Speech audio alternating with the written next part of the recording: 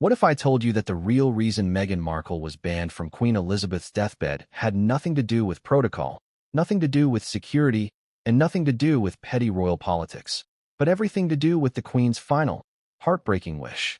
A wish she expressed in the last hours of her life, when she was still fighting to stay awake long enough to speak her last words to the people she trusted most. Before we continue, please hit the like button, subscribe to the channel, and turn on the notification bell for updates. Why did King Charles make a decision so controversial, so harsh, so unprecedented, that even senior courtiers whispered, "Is this really what the Queen would have wanted?" Why did Prince William keep silent for 2 entire years? 2 years filled with documentaries, interviews, memoirs, accusations, and royal chaos, only to finally reveal a truth that shakes the foundations of the modern monarchy? And here's the even bigger question.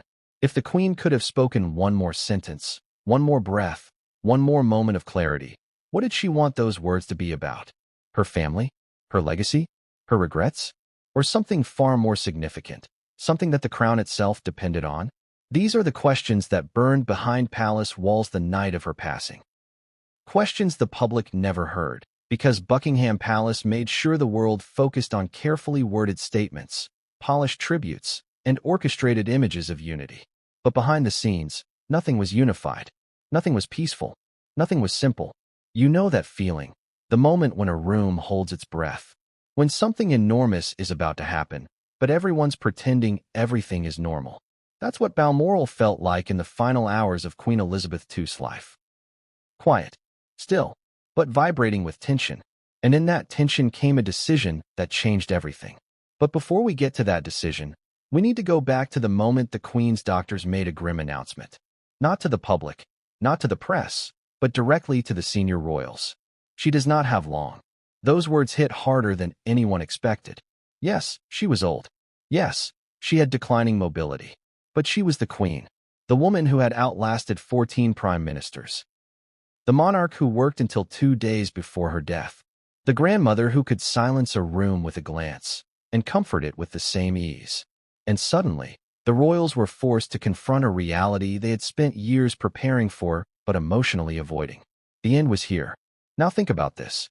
In moments like these, real moments, human moments, families rush together. They put aside drama, arguments, grudges. They gather around the person they love. But this was not a normal family. This was not a normal moment. This was not a normal grandmother.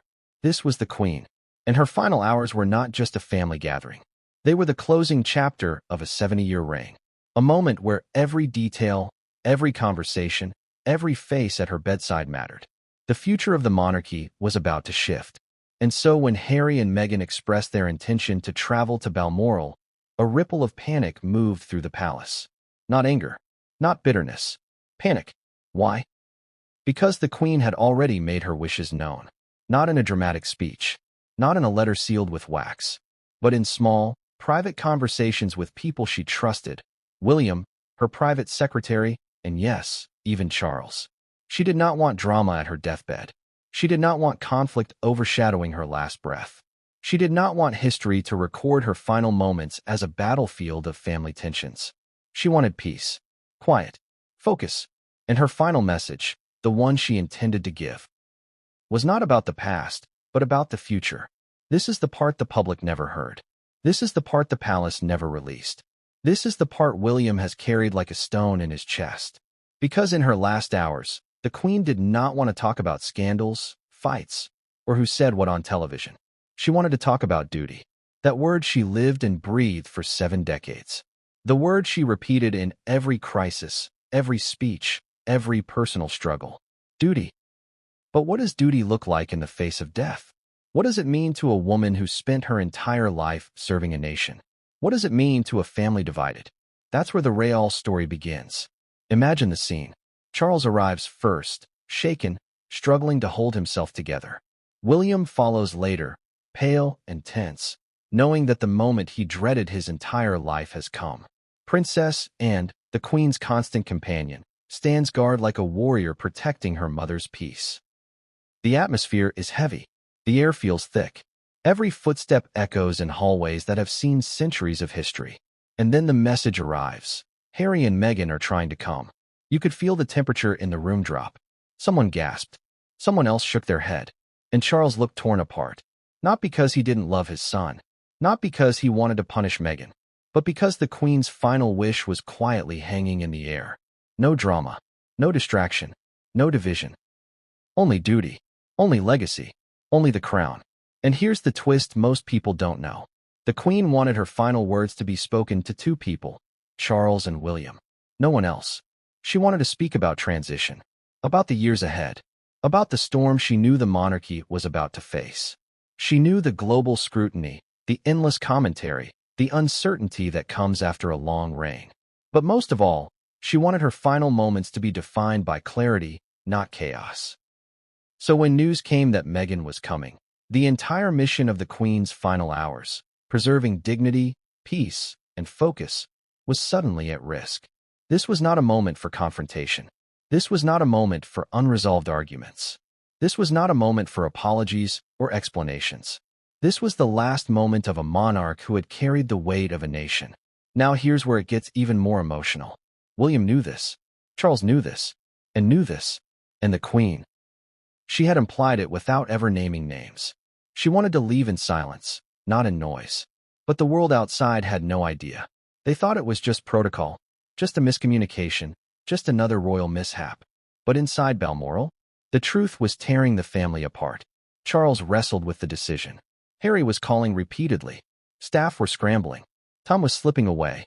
And in the middle of the chaos, one sentence from William finally pushed Charles to make the call. A sentence William has only now revealed. A sentence that explains everything. A sentence that changed the course of the Queen's final goodbye. And what was that sentence? What did William say that made Charles, an emotional, grieving son, ban Meghan Markle from the Queen's deathbed? That moment is where the Real story begins. And nothing could prepare the family for what happened next. You will get a powerful mini-hook, emotional tension, short punchy lines plus long cinematic storytelling, direct audience questions, surprising twists, clear narrative flow, ending with a strong cliffhanger that leads into Chapter 2. Minimum 2,000 words. Dramatic YouTube expose tone. No fluff. What exactly happened in the moment Buckingham Palace realized the Queen would not live through the night?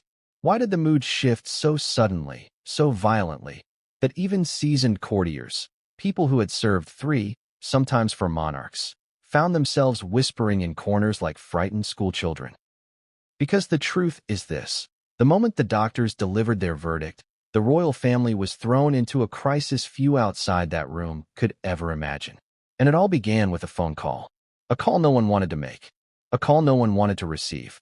A call that would ignite the conflict that led to Meghan Markle being kept from the Queen's deathbed.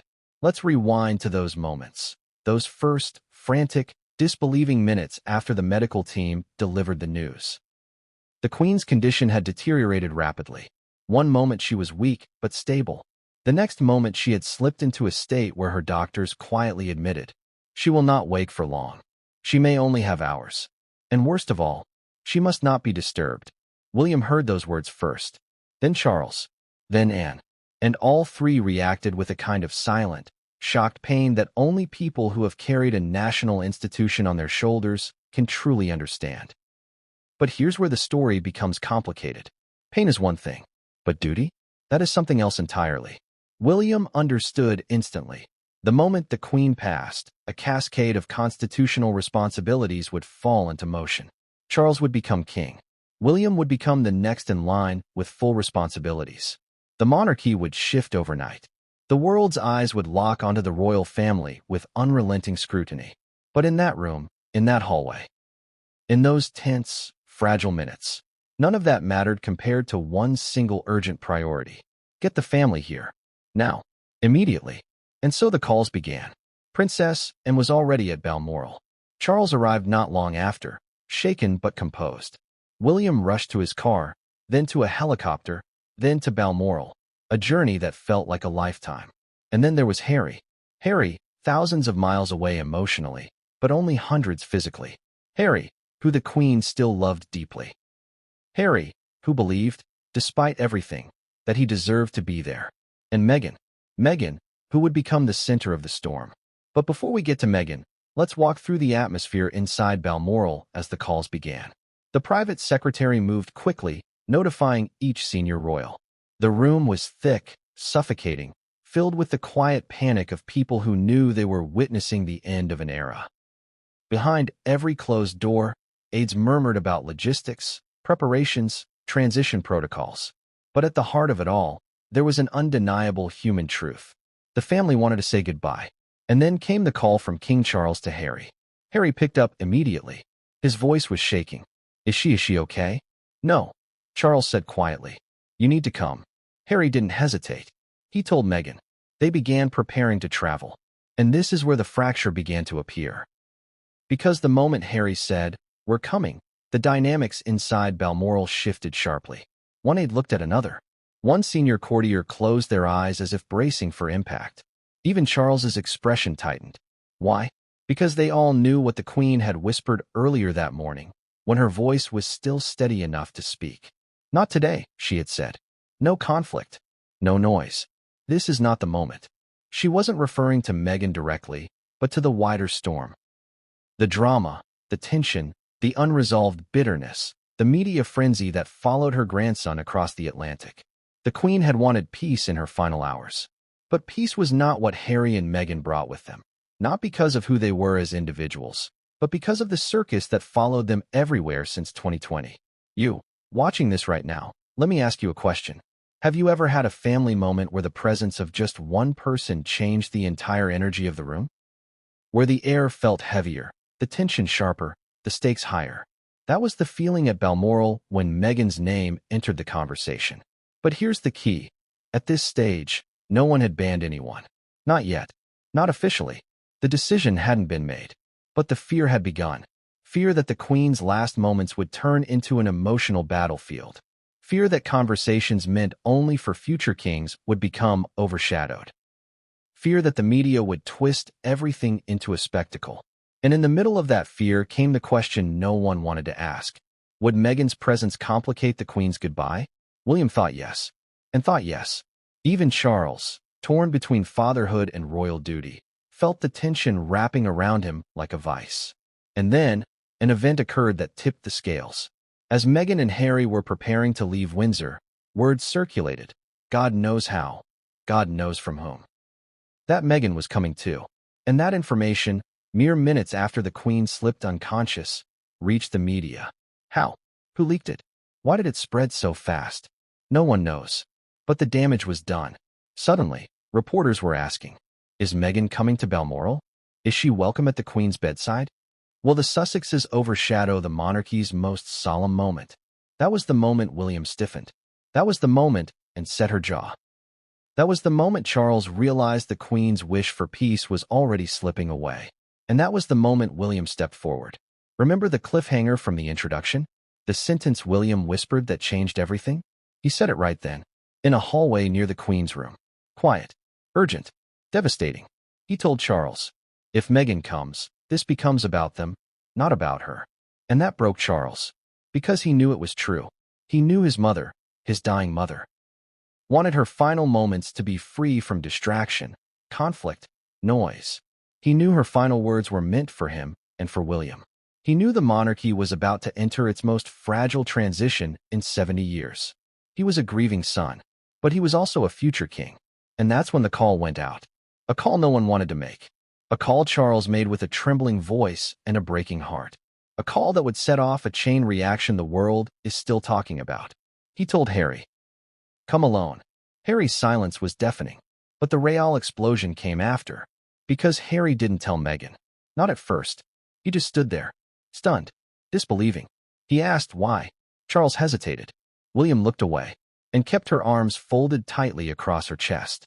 And then Charles repeated softly, it is what your grandmother wanted. Was that true? Was it interpretation? Was it desperation? You'll decide. But that moment cracked the royal family like glass. Harry's face fell. Meghan overheard. The tension detonated. And still, through all of this, the Queen lay upstairs, her breath slow, her pulse fading, her last hours slipping away. Downstairs, her family was fracturing. Upstairs, she was slipping from this world. And somewhere between those two spaces, a monarchy was about to change forever. But the real twist? The thing no one knew yet? Meghan's reaction wasn't the only problem. Something else happened next. Something that stunned Charles, shocked William, shook Anne, and proved their fears right within minutes. Something that confirmed their belief that Meghan's presence might ignite a storm the Queen never wanted. And that something? It would spark the decision that led directly into the most controversial ban in modern royal history. What was it? What happened in the moments after Charles told Harry to come alone? What pushed the royal family from fear into certainty? That is the story waiting for you in the next chapter. And trust me, no one saw it coming. Here's the question no one in the public ever dared ask out loud. Why did Meghan Markle's presence at Balmoral become such an immediate, electrifying threat that senior royals treated it like a crisis instead of a family moment? Why did her name, just her name, send a shockwave through the room where the Queen's final hours were unfolding? Let's start with this mini hook. It wasn't about protocol. It wasn't about rank. It wasn't even about personal grudges. It was about risk, not physical danger, not kidnapping, not anything dramatic in the Hollywood sense.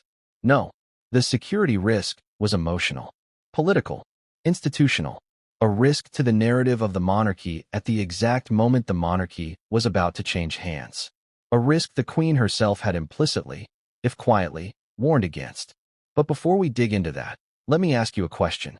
Have you ever experienced a moment where tensions were already so high that adding one more person, even someone you care about, could turn an emotional moment into a battlefield?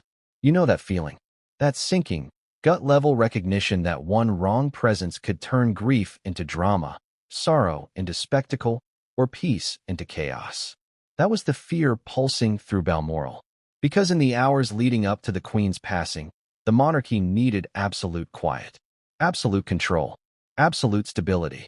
Instead, what they suddenly faced was the possibility of headlines, speculation, leaks, narrative disruption, and worst of all, division. Let's go deeper inside the palace mindset to understand why. After Charles told Harry, "Come alone," something happened behind the scenes that palace insiders still whisper about in disbelief. Within minutes of the call ending, someone leaked the Sussexes' travel intentions. Not to one reporter, not to one network, but to multiple outlets simultaneously, almost like a coordinated drop. Journalists began tweeting rapidly.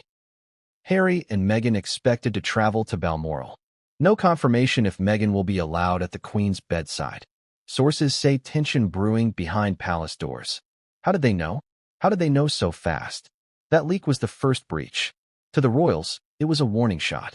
Because the one thing Queen Elizabeth's family feared most in her final hours was the media storm. The circus, the noise, and this instant leak suggested that noise was already building before Meghan even stepped foot near a car. A senior aide reportedly said, "The Queen is dying, and the press already smells blood." Inside Balmoral, it was chaos. Phones buzzing, staff running down corridors, courtiers whispering urgently to Charles, to William, to Anne. They were trying to contain something that had already escaped. And then came the second crack, Meghan's reaction. According to multiple insiders, Meghan was blindsided, hurt, and furious when Harry explained Charles's request. "You should not come." She allegedly asked, "Not come? Why? Why would they say that?" Her voice was raised. Harry was emotional. The atmosphere exploded. And here's where the emotional security risk intensified. Because this wasn't a calm disagreement. This wasn't a private conversation contained behind a closed door. This was unfolding while the world was watching Twitter, speculating about the Queen's failing health, desperate for updates, refreshing their feeds every 10 seconds. And here's the twist. Someone close to the Sussex circle gave the press another detail. Not long after Meghan reacted, some outlets suddenly shifted the narrative. Confusion over whether Meghan will travel.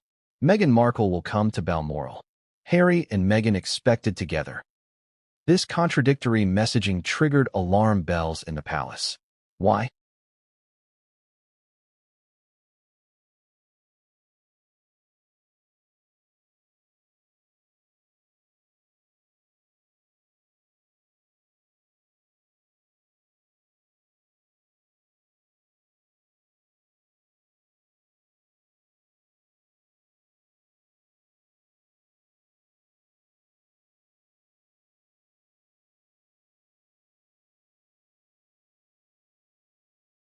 Because in high-stakes moments like this, contradictory stories are lethal. They cause speculation. Speculation becomes chaos. Chaos becomes distraction. And distraction, at the threshold of a monarch's passing, is devastating. And this is where the emotional security risk becomes clearer. The Queen was dying. Charles was emotionally crumbling. William was turning pale with stress and was doing everything she could to maintain calm. The last thing they needed was a situation where Meghan's presence could reignite tensions, trigger arguments, create media confusion, overshadow the Queen, or worse, lead to accusations later about who said what, who allowed what, who caused what. Because once the Queen passed, every moment would be memorialized. Photographs, timelines, statements, every detail would be analyzed by the public. The monarchy couldn't afford even a hint of chaos. And then, the real flashpoint struck. A private message reached the palace, a message that confirmed their worst fear. Someone connected to the Sussexes told media contacts that Meghan didn't understand why she shouldn't go, and that she was considering traveling regardless of the palace's message. How did the palace know? Because the media contacted them directly and asked for an official comment on whether Meghan was being barred. They hadn't even banned her yet. That was the shocking part. But the press was already framing it as a battle. Imagine the panic. To the royal family, this was no longer a personal decision. This was a threat to the dignity of the Queen's passing. It would look like a feud. It would look like punishment. It would look like cruelty. Headlines practically wrote themselves in their imaginations. Meghan shut out. Royal feud at Queen's deathbed. Harry and Meghan furious as palace blocks visit. The optics were catastrophic. The timing? Even worse. The emotional stakes? Off the charts. Now, let's talk about the Queen's final hours again. Upstairs, she was fading. Her breathing shallow. Her consciousness slipping. Doctors moving gently around her. And sitting silently beside her hand. Charles standing in the doorway with tears in his eyes. Downstairs, the family was fighting an emotional firestorm. But here is where the security risk transforms from emotional to political. You must understand something crucial. A monarch's death is not just private grief. It is a constitutional event. The moment Queen Elizabeth II died, everything changed. Charles became king. William became heir. A national mourning plan activated. Statements had to be prepared. Transition protocols began. And most importantly, the first public narrative after her passing would define the tone of Charles's reign. If the narrative became Meghan barred from Queen's bedside, family fights during Queen's final hours, then Charles's reign would begin under a cloud of toxic headlines. And the Queen, who dedicated 70 years to protecting the monarchy, had explicitly said she did not want her death eclipsed by drama. That was her quiet, personal, emotional security request. Protect the peace. Protect the transition. Protect the crown. Meghan had become, fairly or unfairly, a symbol of unpredictability, of narrative volatility, of media frenzy. And so William raised the alarm first. He told Charles plainly, "We cannot risk it. Not today. Not now." But here's the part nobody outside the palace knew. It wasn't just William and Charles who felt this. Staff, private secretaries, communications officers, transition planners, all whispered the same thing. If Meghan comes, this becomes about her. Not about the Queen. Not about the transition. Not about legacy. Not about duty. About her. And that, to the royal household, was dangerous. Dangerous emotionally. Dangerous politically. Dangerous symbolically. Dangerous historically. The Queen's final moments had to be protected, not for gossip, but for history. But the breaking point came when Harry made one last emotional plea. He told Charles privately, "She'll be respectful. She wants to support me. You're treating her unfairly." And in that moment, Charles faltered. He was a father, a grieving son, a man collapsing under pressure. But then, something happened that hardened him instantly. A senior aide showed him a fresh media alert. A journalist tweeted, "Sources close to the Sussexes say Meghan will accompany Harry to Balmoral despite palace concerns." Despite palace concerns. Despite. That one word shattered the fragile calm. It implied disobedience, rebellion, conflict, drama. And that, right there, was the moment the emotional security risk became real. Charles turned cold. His voice trembled, but not from sadness this time. From fear. "Tell him," he said, He must come alone. With that sentence, the decision solidified. The Queen's deathbed would remain a sanctuary. No arguments. No cameras. No chaos. No sideshows. Only duty. Only legacy. Only the future of the crown. But the story didn't end there.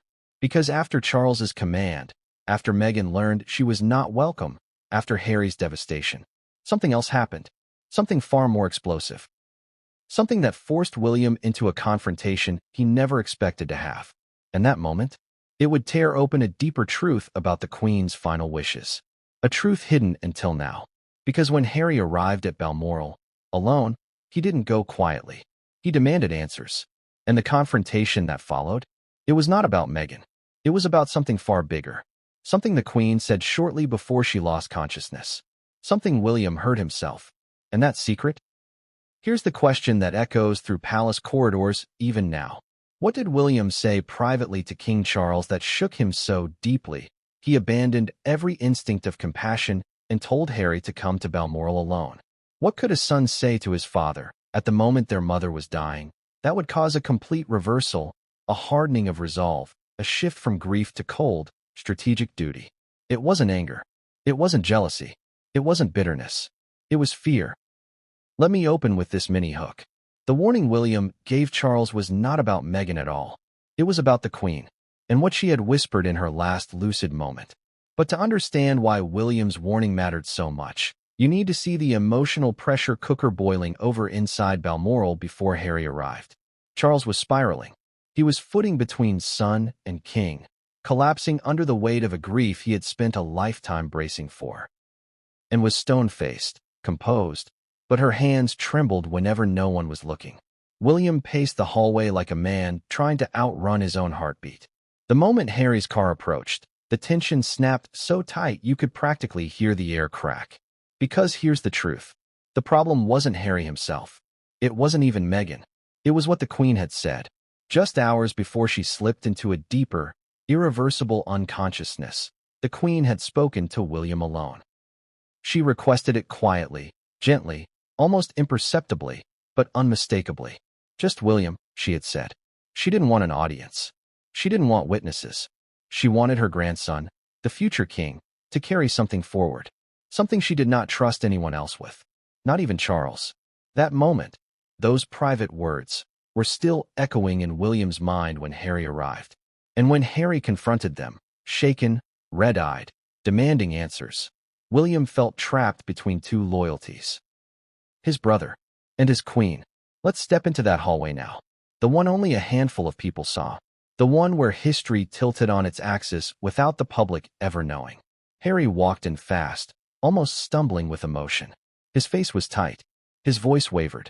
Why? He demanded. Why would you say she can't come? Why would you do that now? Charles tried to answer, but his throat closed and stepped back. William exhaled sharply, then stepped forward. Because, he began. This is not the moment. Harry's eyes narrowed. Not the moment for what? For family? For goodbyes? For my wife to be there? William swallowed. It wasn't about Meghan, not entirely. It was about something bigger. Harry, William said quietly, this isn't about you. Or Meghan. This is about. And then he stopped himself. He looked at Charles. Charles looked back. An entire conversation passed in silence between them. Charles gave a tiny nod, and William decided to tell him. You weren't here when she was still awake, William began. She spoke to me. Just me. And she made her wishes clear.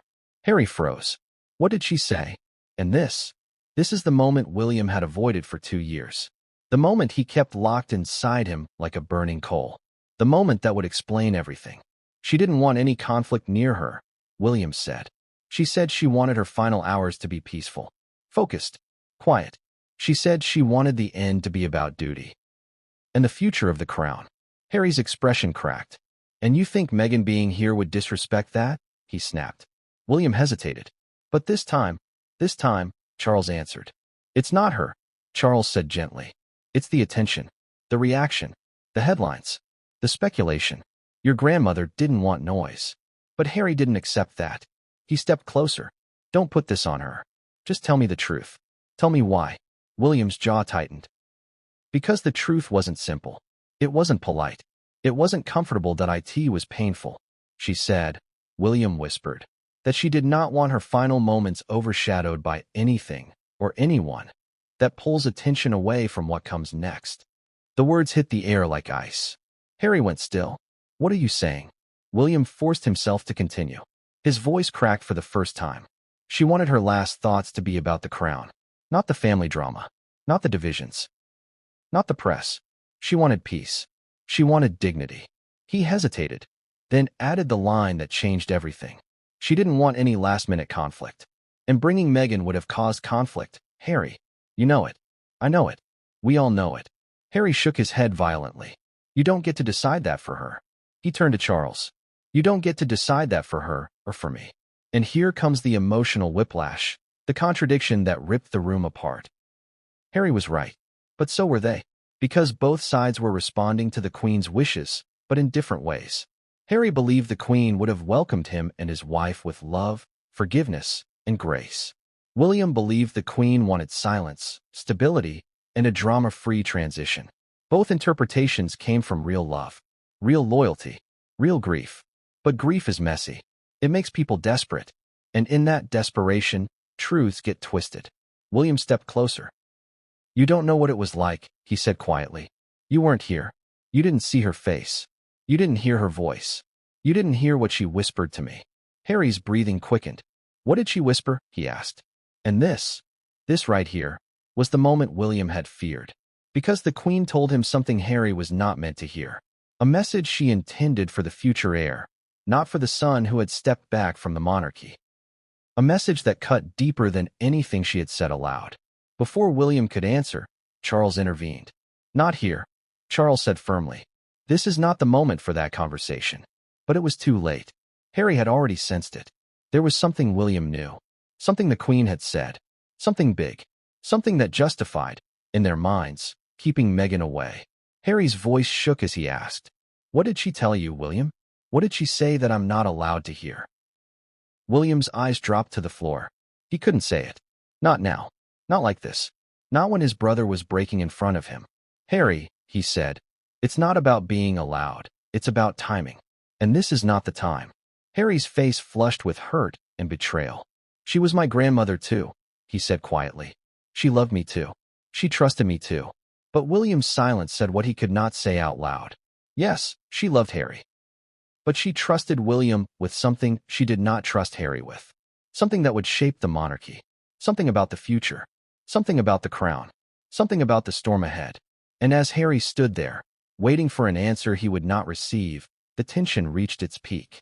What happened next pushed the family from emotional conflict into outright fracture. Harry demanded to see the Queen immediately. Charles agreed. William stepped aside. But as Harry walked toward the staircase, William whispered something to Charles, another warning. A warning even sharper than the first. And it was this second warning that convinced Charles once and for all that keeping Meghan away was the only option. Because William wasn't finished revealing what the Queen had told him. Not even close. And the next part? It wasn't about drama, or appearances, or headlines. It was about the Queen's final instructions. Instructions William had been carrying alone. Instructions that would explain the entire ban. And that secret? Here is the question that haunted King Charles in the quiet moments after Harry disappeared up the staircase to see the Queen. What exactly did William whisper that made Charles's face drain of its remaining color?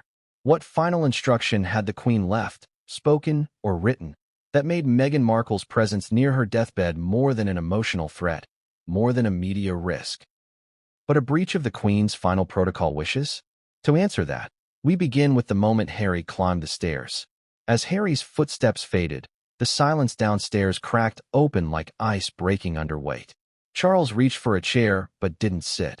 He just held the back of it, knuckles white, breath trembling, and watched with folded arms. The private secretary hovered at a distance, frozen by the tension. William stepped closer to his father. His voice was low, urgent. This isn't just about noise, he said. There's something else. Charles looked at him sharply. What do you mean? And that's when William said it. She left something behind. The room went still. Something behind. The Queen? The Queen whose last lucid moment had been hours earlier? The Queen who had asked for William specifically, quietly, with a faint squeeze of his hand? Charles frowned. Left what behind? William hesitated, swallowed hard, then nodded toward Sir Edward Young, the Queen's private secretary. He knows, William said. All eyes turned toward Sir Edward, and with a heavy sigh, he stepped forward, reached into the inner pocket of his coat, and pulled out a small, cream-colored envelope. The kind of envelope the Queen used for private handwritten notes. Not official documents, not red boxes, but personal messages, reserved for family and moments of profound importance. On the front, in the Queen's unmistakable writing, were 4 simple words. In case I cannot. Charles's breath caught, and his hand rose to her mouth. William closed his eyes. This was the Queen's contingency note, one she had written quietly, without announcement, sometime in the final weeks of her life, as her health fluctuated. It was a note meant only for the moment she became too weak to speak her final instructions. Sir Edward handed it to Charles with both hands. Charles didn't open it yet. He looked at William first. You've read this. William nodded. She asked me to. That sentence alone cracked Charles open from the inside. Not because of jealousy or wounded pride, but because it confirmed something he had feared. The Queen chose William for a final duty she did not give to him, and whispered, she trusted you both. But she trusted William differently. William didn't deny it. He couldn't. Charles slid his finger under the flap and opened the envelope. Inside was a single sheet, written in the Queen's slightly shaky but still elegant handwriting. The note contained only a few short paragraphs.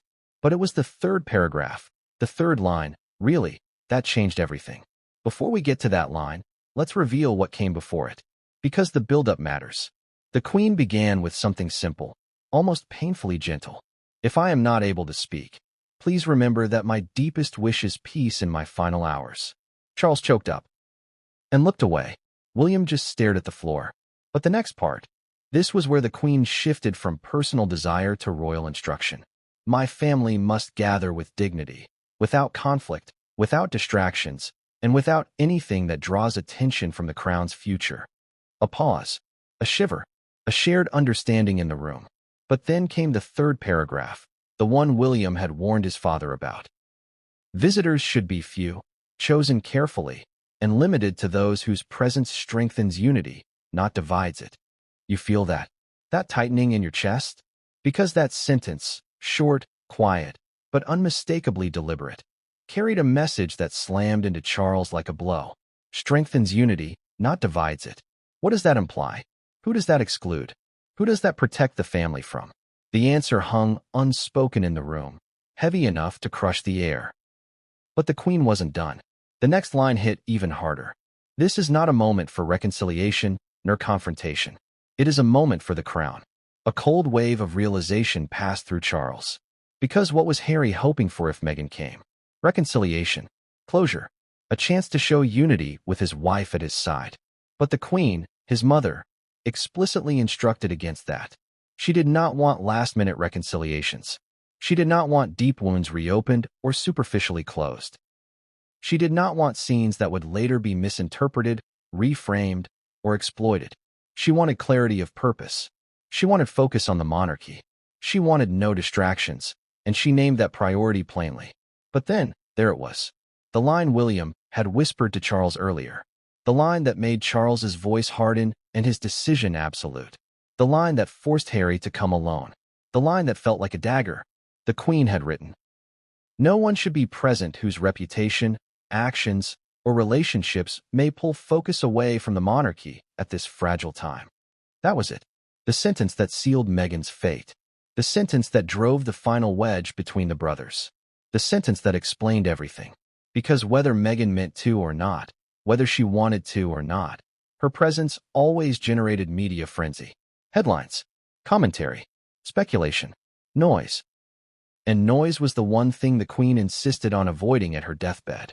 William finished reading that part of the note aloud. His voice broke halfway through. Charles leaned against the mantelpiece, staring into the middle distance, shaken, and whispered the only words that described the moment. She knew what she needed. She prepared for it.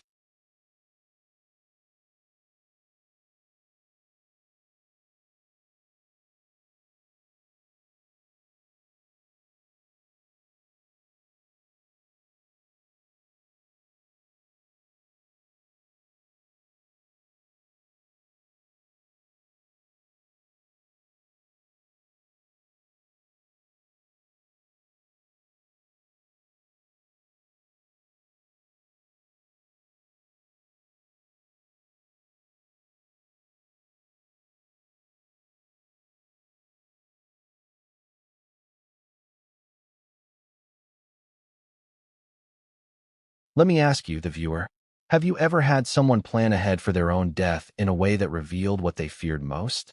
What they wanted to avoid? What they wanted to protect those they loved from? Because that's what the Queen did. She protected the monarchy from the narrative chaos she saw coming. She protected the crown from being overshadowed by family tension. She protected Charles and William from making a decision that would appear cruel by making the decision for them. She wrote it down. She chose her words carefully. She predicted the storm. She left instructions. But there was more.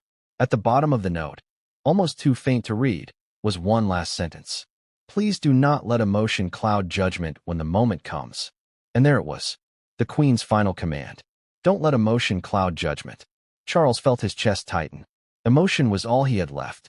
And yet, he was being asked to override it. To be king even before she passed. By the time Charles looked up, his eyes were red but resolute. I understand, he said quietly. I understand what she wanted. William exhaled. Sir Edward Young stepped back, giving them space, and placed a hand on Charles's arm. This was the moment the decision crystallized, not out of spite, not out of anger, but out of loyalty. Loyalty to the Queen's final written instruction. And as they stood in that room, absorbing the weight of the words she'd left behind, they all knew something else. This note could never go public. Not then. Not now. Maybe not ever. Because to release it would cause global chaos. It would imply blame. It would expose the Queen's private fears. It would divide the family permanently. And yet, someone else knew about the note. Someone who shouldn't have. Because Sir Edward Young, with a look of deep discomfort, revealed one more detail. There's a copy, he said. She had me make a copy for the red box. It was logged, briefly. Someone could have seen it. William and froze. Charles looked horrified. Someone could have seen it. Someone who shouldn't. Someone who might twist it. Someone who might leak it. The room went cold. Charles asked who. Sir Edward hesitated. And that hesitation, that split second of dread, it signaled one thing. The answer was very, very bad. The shock that followed would shake the family's understanding of the Queen's final hours. And the revelation? It would explain why William later said, there are things about that day we will never speak about publicly. What was in the red box? Who saw the note? Who wasn't supposed to? And how did that discovery change everything? Let's begin with the question that froze the royal family in place. Who else saw the Queen's private note? Or more importantly, who shouldn't have seen it? Because that hesitation from Sir Edward Young, that tiny flicker of dread crossing his features, told Charles and William everything they needed to know. The Queen's most private wish, her final directive, might not have been as private as they thought. And this is where the story sharpens. Imagine the setting. Harry is upstairs, walking toward the Queen's bedroom with a heart full of fear, grief, and confusion. Meanwhile, downstairs, the future of the monarchy is being reframed in real time. Sir Edward finally spoke the words he hoped he'd never have to say. Someone accessed the red box earlier this morning.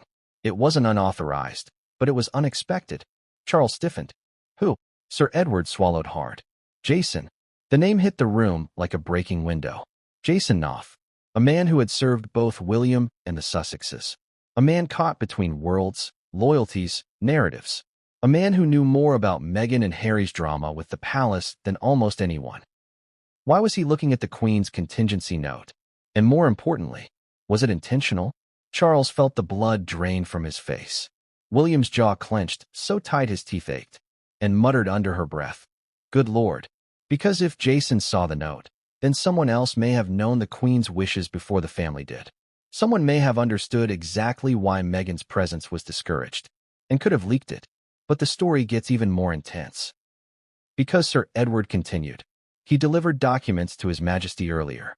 The red box was left open on the desk. The note, it was inside. He may have read it, at least the first lines. I cannot be certain.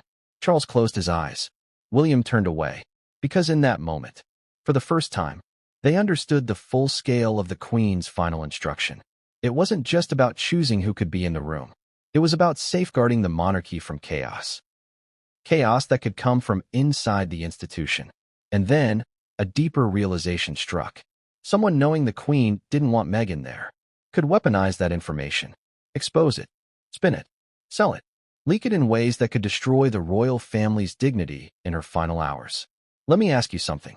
Have you ever felt a secret slipping through your fingers before you even had the chance to protect it? That icy panic? That sinking dread? That's what Charles felt. That's what William felt. That's what Anne felt. Because knowledge is power. But premature knowledge is danger. And right now, danger was spreading fast. But before they could spiral further, Sir Edward unfolded the second half of the note. The one they had not yet read. The one that would explain the Queen's mindset more fully. He held it up gently, reverently, like a relic. "There is one more paragraph," he said softly. Her Majesty wrote it on the back. William stepped forward. "Read it." And Sir Edward began. "My final hours are for duty, not emotion. Ensure that those present understand the gravity of this transition. The next reign must begin with clarity, not confusion." That was it. That single sentence. That single, searing declaration. My final hours are for duty, not emotion. You could feel the weight of it pressing down on every person in that room. Duty above all. Duty above comfort. Duty above reconciliation. Duty above family grief. Duty above the desire to gather everyone together just because it felt right in the heart. And this is where the royal family's internal conflict becomes heartbreaking. Because while the Queen's note was composed, gentle, clear, it was also uncompromising. She was not leaving the end of her story to chance. She was not allowing emotion, even love, to cloud the transition. She was doing what she had done for 70 years. Protecting the crown. Let's pause here and ask you something directly. What would you do if the person you loved most asked you to choose duty over family? To choose stability over comfort? To choose monarchy over reconciliation? It's easy to say family first, right? But the Queen wasn't just a grandmother. She was the institution, the anchor, the monarch of 7 decades. And in her mind, the monarchy was bigger than any one person, even herself. Even Harry, even Meghan, even tears, grief, heartbreak. This is where the emotional pain in the room intensifies. William remembered the look in the Queen's eyes when she whispered those last, conscious thoughts to him. Her voice was quiet but unwavering. Protect your father. Protect the future. Let there be no distractions. No distractions. The phrase echoed now, again and again. The Queen had known the moment was coming. She had known emotions would run high. She had known the wounds between her grandsons had not healed. She had known the press would swarm like vultures. And she had feared one thing above all, that her death would be overshadowed by drama. So she preempted it. She wrote it down. She made it clear, duty first. This is where Charles began to unravel emotionally. He sat down finally, the note trembling in his hands. "She knew we'd struggle with this," he whispered. "She knew we'd want to bring everyone together." William approached him slowly, gently, painfully. "She did," William murmured. "But she asked us not to." Charles shook his head. "She asked us to make a decision she knew would hurt your brother." William nodded. "And she asked us to bear the responsibility so he doesn't blame her." This hit Charles like a punch, because it meant the Queen had protected Harry even in her final instructions. She knew excluding Meghan would devastate him. She knew he'd feel targeted. She knew he'd resent his family. So she tried to put the burden on Charles and William instead of herself. "Let those in the room be prepared for what comes next." That line from the note echoed again. Prepared. Not distracted. Not divided. Not emotional. Prepared. But then, another twist. And spoke up, her voice calm but sharp. "We have to consider what happens if Jason saw more than we think." Charles looked up. William stared at her. And continued. "If this note leaks, the public will think Her Majesty named Meghan. She didn't. She never would. But perception will be that she didn't want Meghan there. And that," William added grimly, "would destroy everything she was trying to protect." Charles ran a hand down his face. "We can't let that happen." And nodded. "Then we must control the narrative." This is where the moral dilemma becomes excruciating. Because to control the narrative, they would have to do the one thing the Queen did not write down, but clearly intended. Keep the note secret. Forever. William folded the note carefully. "We say she wanted peace," he said. "Nothing more. Nothing less." And nodded. Anything else would look like an attack. Charles stood. And for the first time since the Queen had fallen unconscious, he stood like a king. "Her words were for us," he said. "Not for the world." William placed a hand on the note. "And not for Harry." That sentence hung in the air like smoke. Because if Harry knew the Queen had written this, If he knew she asked for unity, not conflict. If he knew she wanted no drama at her deathbed. If he knew she specifically warned against anyone who could pull focus. He would have to accept that Meghan's exclusion wasn't punishment. It was the Queen's wish. But telling him that would destroy him. Charles whispered. We can't tell him. William closed his eyes. I know. Because how do you tell someone already drowning in grief that the grandmother he adored chose duty over his presence? No one could survive that truth. Not then. Not ever. But the next revelation, the one Sir Edward hesitated to share, would push the family into even deeper turmoil. Because there was one more line in the Queen's note. A line written faintly, almost like an afterthought. A line easy to miss. A line easy to misunderstand. And that line, it changed the meaning of everything above it. Sir Edward turned the note over again. There is one more thing, he said softly. Charles, William, and leaned in. Sir Edward pointed to the very bottom of the page. The Queen had written, Let the future be shaped by those who remain. That sentence cracked the air like lightning. Who remain? Not who attend. Not who gather. Not who come to the deathbed. Who remain? And for the first time, the shocking part of the Queen's final hours isn't just that Meghan was banned. It's why she was banned. And who forced Charles's hand without ever saying a word. Because when Sir Edward Young pointed to the faint line at the bottom of the note, Let the future be shaped by those who remain, the entire room felt the meaning shiver through their bones. It wasn't just a wish.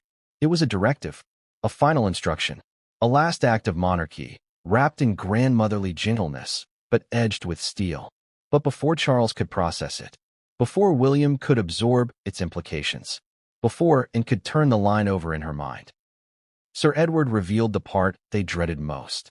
Someone else saw this, he said quietly. They saw it this morning. And then he said the name. It wasn't Jason Knopf. It wasn't a staffer. It wasn't a private secretary. It was worse. Harry, Sir Edward whispered. Harry saw the note. Silence detonated through the room like an explosion. Anne's eyes snapped open. William staggered back half a step. Charles went ghost white. Harry? Harry saw it. Harry, who was moments away from stepping into the Queen's room. Harry, whose emotions were already cracking wide open. Harry, who believed the Queen loved him without reservation. Harry, who arrived at Balmoral feeling excluded, disrespected, and judged. That Harry had seen the Queen's note and was the first to recover speech. How? She asked sharply. When Sir Edward's face flushed. It was an accident. The red box was on the desk. He came in looking for His Majesty. The note was near the top of a stack of documents. I did not realize he entered until the door clicked. He would have seen the last few lines. William pressed both hands to his temples. He saw the line about unity, about those who remain, about avoiding confrontation. Sir Edward nodded. He may have read all of it. At that moment, Charles understood something terrible. Harry walked up those stairs believing the Queen had effectively left him out of the future. That wasn't what the Queen meant. But grief twists words. Pain distorts meaning. Emotion blinds judgment. And Harry had seen that note at the worst possible moment. Let me ask you something. Have you ever discovered something unintentionally? Something you weren't meant to see, and instantly misinterpreted it because you were hurt? Imagine that scenario. Magnified by grief. Amplified by unresolved trauma. Complicated by global scrutiny. Multiplied by years of family tension. That was Harry in that moment. He didn't confront them about the note. Not yet. But Charles and William could feel it. The shift in the air. The tightening in his expression. The ache behind his eyes. He had seen the line. He had drawn his own conclusion. And now, Harry believed the Queen may have chosen William, while leaving him behind. And if Meghan came? What would Harry think? What would he interpret? What confrontation might erupt? The Queen's deepest fear. Her final wish to avoid conflict was suddenly at risk of breaking open right at her bedside. And Charles knew, in that moment, that the Queen's words now required action. Not later. Not after she passed. Now. Charles turned to Sir Edward. What exactly did he read? He demanded. Which part? All of it. Sir Edward shook his head. I believe he read only the last 2 paragraphs. The ones about unity, avoiding distraction, and he hesitated. And the sentence about those who remain. William closed his eyes. That's the worst part, he whispered. That is the part he will take personally. And planted a hand on the table. Then we have no choice, she said. We cannot allow anything or anyone to create tension around her bedside. She wrote that for this exact. Charles turned to Sir Edward. What exactly did he read? He demanded. Which part? All of it. Sir Edward shook his head. I believe he read only the last two paragraphs. The ones about unity, avoiding distraction, and he hesitated. And the sentence about those who remain. William closed his eyes. That's the worst part, he whispered. That is the part he will take personally. And planted a hand on the table. Then we have no choice, she said. We cannot allow anything or anyone to create tension around her bedside. She wrote that for this exact scenario. Charles felt the weight of the crown before he even wore it. His mother's voice echoed in his mind. Do not let emotion cloud judgment when the moment comes. This was the moment. Emotion was roaring like a storm inside him. But judgment required steel. William stood beside him. Father, he said softly, if Harry has seen that note, Meghan's presence will set him off. He is emotional, hurt, confused. Anything could trigger him. Charles didn't deny it. Harry was already spiraling, already venting, already demanding answers. And added, and if there is a scene, any scene at all, during her final moments, Her Majesty's wishes will be violated. Silence. A long, heavy silence. Finally, Charles whispered, then the decision is made. He said it not as a grieving son, not as a father torn apart, but as a king. We must ban Meghan. The words felt cruel, sharp, cold, but they weren't born of malice. They were born of necessity. Still, William saw the pain in his father's eyes. Charles wasn't banning Meghan out of spite. He was banning her because the Queen left them no room for ambiguity. She wanted unity. She wanted clarity. She wanted no emotional explosions. She wanted no last-minute drama. She wanted no risk to the transition. And Harry, after seeing that note, was a walking volcano. Meghan's presence could have been the match. But here's where the emotional tragedy intensifies. Because the moment Charles made the decision to ban Meghan from the Queen's deathbed, he felt something crack inside him. He whispered, she will never forgive me for this. William placed a hand on his shoulder. Maybe not, he said, but she will never know it was her grandmother's instruction. Charles looked up sharply. And that is the tragedy. Because keeping Meghan away meant they had to keep the Queen's note secret. To protect Harry. To protect Meghan. To protect the monarchy. To protect the Queen's legacy. Charles added quietly, she asked us to bear the responsibility, so they never blame her. And nodded. That is what we must do. That sealed it. The Queen's final wish had become Charles's first command. Now, here's where the chapter takes its next emotional twist. As Charles and William sank into the heavy silence of their decision, a staff member rushed into the room, breathless. Sir, there has been a leak. William turned sharply. What leak? The staffer held a phone. A reporter is tweeting that Meghan is furious and hurt. She has been told not to come. Charles's heart stopped. William's voice hardened. How? Harry only found out minutes ago, and muttered, someone close to them must have shared it. Whether intentionally or emotionally, whether out of frustration or shock, whether by Meghan or Harry or someone in their circle, the news had escaped. And now the world was watching, judging, ready to explode. Charles whispered the words no king should ever have to say in his mother's final hours. It has begun. Because the Queen's death, the most solemn moment of modern royal history, was already being overshadowed by a leak. Exactly what she'd feared.